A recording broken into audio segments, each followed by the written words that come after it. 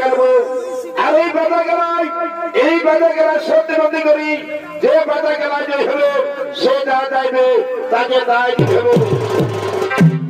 আর এই বাধা খেলার হার জিতের বিচার তোমাদেরকেই করতে হবে।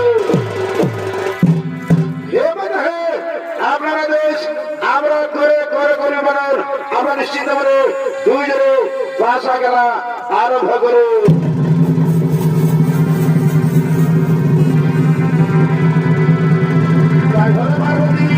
ভাষা খেলা